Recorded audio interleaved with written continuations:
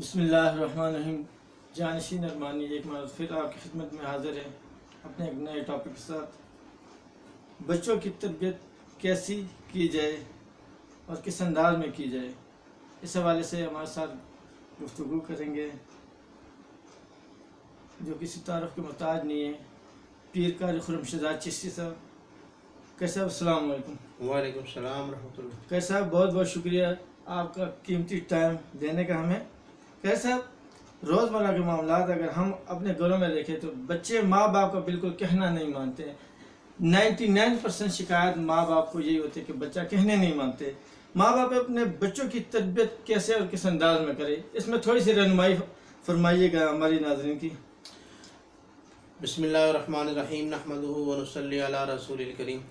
माशाल्लाह जानशीन भाई, आपने बहुत अच्छा मौजू छेड़ा।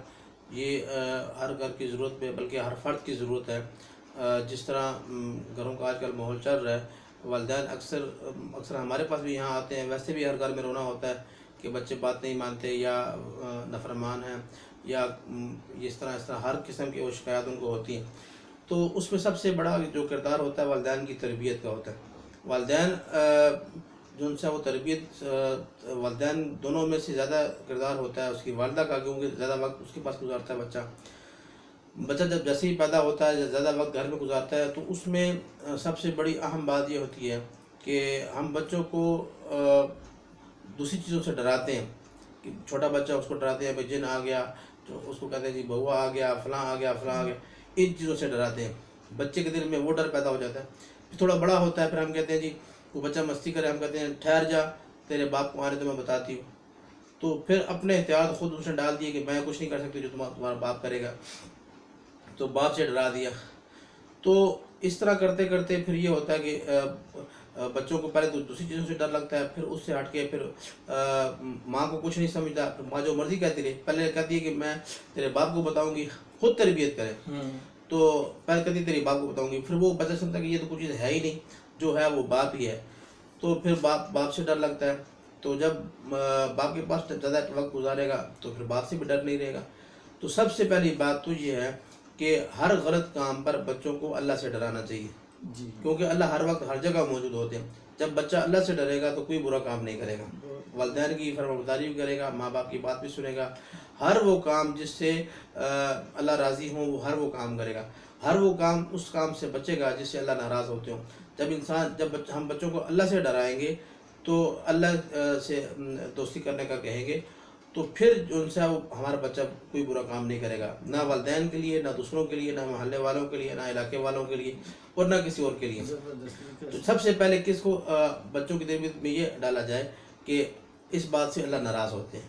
तो हम अल्लाह की नाराज़गी से डराएंगे तो इंशाअल्लाह क्योंकि अल्लाह हर जगह हर वक्त मौजूद है, तो बच्चे के ज़हन में ये होगा कि ये मैं काम करूंगा अल्लाह नाराज़ होगा। अल्लाह का डर और अल्लाह का खौफ बच्चों के दिल में डालना चाहिए, तो अल्लाह पाक नाराज़ ना हो जाए, बस ये बात हो जाए, अल्लाह हमसे नाराज़ ना हो जाए। दूसरी बात ये है कि जब हम आजकल मीडिया का दौर है, तो हम घरों में छोटे बच्चों को मसरूफ़ रखने के लिए तो या तो उस पर लगा देते हैं, कार्टून लगा देते हैं, टीवी उसको देखते रहें, कार्टून देखते रहें, तो उनका टाइम गुजर जाएगा। या गेम वगैरह में लगा देंगे, तो ये सबसे बड़ा नुकसान होता है बच्चों का, दिमाग के ऊपर भी और जिस्म के पट्ठों के ऊपर भी और जिस्मानी अज़ा के ऊपर बहुत बुरा असर पड़ता है। एक बात तो ये होगी, दिमाग कमज़ोर हो जाता है, पढ़ाई के काबिल बंदा नहीं रहता। दूसरी बात ये कि जब हम बच्चों को 4-5 साल 6 साल 10 साल कार्टून दिखाते हैं, उसके बाद फिर हम उनको ड्रामे दिखाते हैं, फिल्में दिखाते हैं जिसमें सरासर वो वालिदैन की नफरमानी सिखाई जाती है। बच्चा बाप से कैसे बात करता है अकड़ के, और बेटी बाप से कैसे बात कर रही होती है, और कैसे कैसे बात, जब हम उनको ये चीज़ें दिखा रहे होते हैं 10 साल 15 साल 20 साल 25 साल, जब उनको हम लगातार ये दिखा के उनकी तरबियत करते हैं, जब वो तैयार हो जाते हैं, उस जगह पर पहुंच जाते हैं जिस जगह पर ड्रामे और फिल्मों में दिखाया जाता है कि ये वालिदैन से ऐसे अकड़ के बात करनी है और ऐसे अपना हक छीनना है और फलां इस तरह। फिर क्या होगा, जब हम मुकम्मल तैयार हो जाता है फिर हम बेबस हो जाते हैं, फिर हम कहते हैं जी अब बच्चा हमारी बात माने। जब हमने खुद उसको ये सिखाया, उनके हाथ में दे दिया, भैया आप ये देखो ऐसे बाप होते हैं और ऐसे बच्चे होते हैं, जब वो हमसे अकड़ के बात करेंगे, ऊंची आवाज़ में बात करेंगे, बेअदबी से बात करेंगे।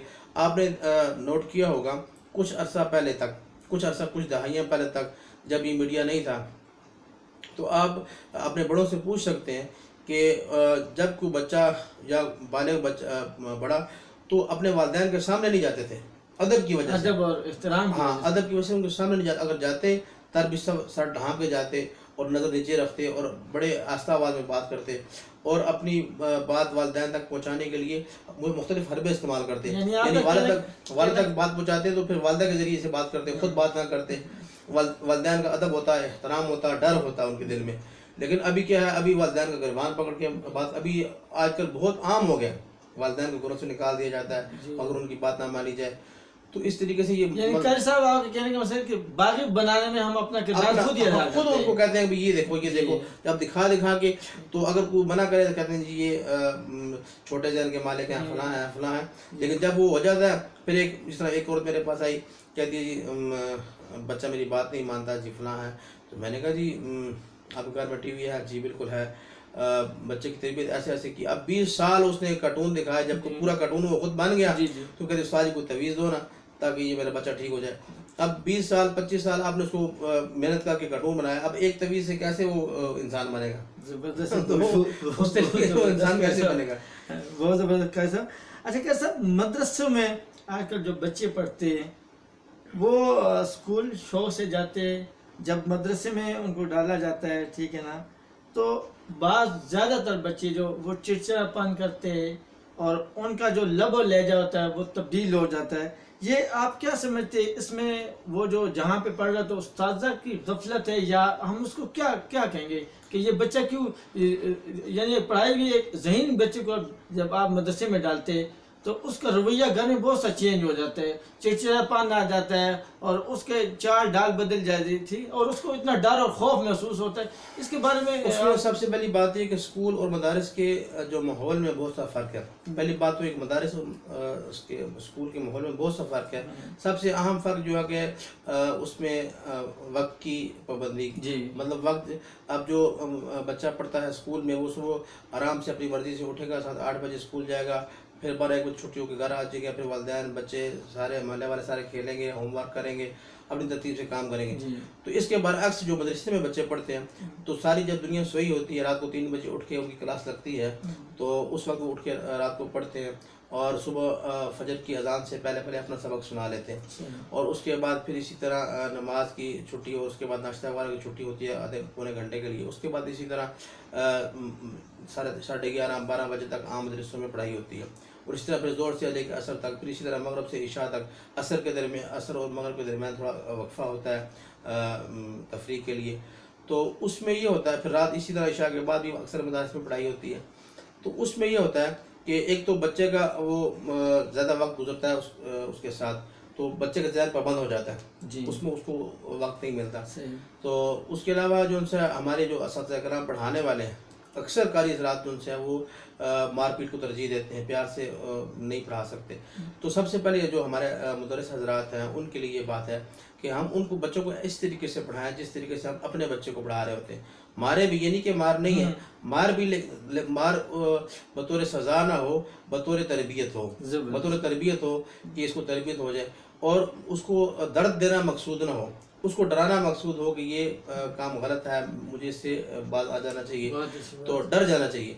मतलब हम छोटे होते थे, हमें उस्ताद पढ़ाते थे तो उसमें हमने मार खाई, वो वक्त गुजर गया, अभी वक्त तब्दील हो गया, तो अभी उस तरीके से ना को मार खाने वाला है ना को मार सकता है, तो अब मार बर्दाश्त नहीं होती। जब हम मारेंगे बच्चों को तो फिर क्या होगा, बच्चे हमें अपना दुश्मन समझेंगे, हमें अपना दुश्मन समझेंगे, दिल में तो बात नहीं बैठेगी। बच्चों को पढ़ाएं और नज़र उन पर कड़ी रखें। तो उसका तरीका सबसे बेहतरीन जो मेरे तजर्बे में आया वो ये कि हम जब क्लास में बैठे हों, पढ़ा रहे हों, तो हर बच्चे पे नज़र हो, हर बच्चे पे नज़र हो, 1 सेकंड के लिए भी बच्चों से नज़र हमारी ना हटे। कोई बच्चा नज़र ऊपर उठाए, उसको कहें भाई, उसको बुला के प्यार से कहें भाई नज़र नीचे रखो। जब वो इस तरह, उससे उसके मार की ज़रूरत नहीं पड़ेगी आपको, वो हर वक्त ये समझेगा उस्ताद मुझे देख रहा है, उस्ताद मुझे देख रहा है, मैं नज़र ऊपर उठाऊँगा उस्ताद मुझे देख रहा है, तो वो तो नीचे देखे पड़ेगा। एक बात तो ये होगी, दूसरी उसको मार की ज़रूरत नहीं पड़ेगी। फिर जब बच्चा नीचे देख के ध्यान तवज्जो से पढ़ेगा, सुबह उसको सही याद होगा, मस्ती नहीं करेगा, उसको मार का मौका नहीं मिलेगा, ना मार खाने का मौका मिलेगा, ना आपको मारने का मौका मिलेगा। फिर कभी कभार हफ्ते में एक आध दफ़ा बच्चों के साथ थोड़ी सी गपशप हो जाए, हंसी मजाक है, कोई इल्मी लतीफ़ा सुना दिया जाए, कोई इस तरह की बात सुना दी जिस तरह बच्चे खुश हो जाए, यानी दोस्त बना के। हाँ, फिर वो बच्चे आपके इस तरह करीब होंगे कि आपके ऊपर जान देने वाले बनेंगे। तो अगर सिर्फ मार ही के ज़रिए से पढ़ाई हो तो फिर बच्चे आपके दुश्मन होंगे, आपके नहीं बल्कि इस्लाम के दुश्मन बनेंगे। मस्जिद के करीब नहीं आएंगे, मदरसे के करीब नहीं आएंगे, कुरान पाक से दूर हो जाएंगे, हर चीज़ से दूर होंगे। फिर वो अवाम का नुकसान और हर चीज़ का नुकसान, उसका अपने दीन का नुकसान होगा। बहुत ज़बरदस्त। कै साहब, जैसे कै साहब ने बताया कि बच्चों को यानी दोस्ती वाला माहौल फराहम करना चाहिए उस्ताद साहिबान को, ताकि अगर उनको कोई भी उस्ताद बात कहे तो वो उनके दिल और दिमाग में बैठ जाए। बच्चों को अगर हम उसको सजा देते भी हैं तो उसको बच्चे को ये एहसास हो कि ये मेरी गलती है, इसमें मुझे माफ पड़ी, इस वजह से मुझे सजा मिल रही है। तो ये ना हो कि बच्चा ये समझे कि ये कारी साहब दुश्मनी को निकाल रहे हैं, दुश्मन ना समझे, वो उसको अपनी कमी का एहसास हो कि मेरे अंदर फलां कमी, इस वजह से मुझे सजा मिल रही है। बहुत ज़बरदस्त। अच्छा कारी साहब, माशाल्लाह बहुत ज़बरदस्त। जो माँ बाप अपने बच्चों को मार दार के जरिए इंसान बनाना चाहते हैं, उसके बारे में आप क्या कहना चाहेंगे? उन माँ बाप के बारे में जो चाहते हैं कि बस मार दार ही उनका एक शेर बन जाए, वो कहते हैं कि इससे हमने उसको इंसान बनाना है। मार जो है वो इस हद तक हो ज़रूरी, जिस तरह कोई पौधा आदमी लगाता है तो उसकी काट छांट के लिए वो ज़रूरी होता है कि उसको कुछ टाड़ियाँ जो फालतू आगे पीछे निकल जाए उसको काट दी जाए। हाँ, बस ये है कि बच्चों के कुछ उसके ऊपर नज़र रखें, तो और ऐसे उनके ख़ास तौर पर जो दोस्त वगैरह होते हैं, ऐसी दोस्ती ना हो जिससे वो उनका माहौल ख़राब हो। तो इस तरह का माहौल हो कि उनको वहाँ से डरा के रखें, कि उन जैसे मैंने शुरू में अर्ज़ किया कि अल्लाह से जब डरा के रखेंगे तो फिर हर चीज़ से बचा, वो हर बुरे काम से बचा रहेगा। जब अल्लाह से नहीं डरा के रखेंगे तो जब वो देखेगा, अब वालिद से डराएंगे, वालिद नहीं होगा तो बुरा काम करेगा, वालिदा से डर रहा होगा, वालिदा नहीं होगी तो बुरा काम करेगा, अगर किसी और से डराएंगे, उस्ताद से डराएंगे तो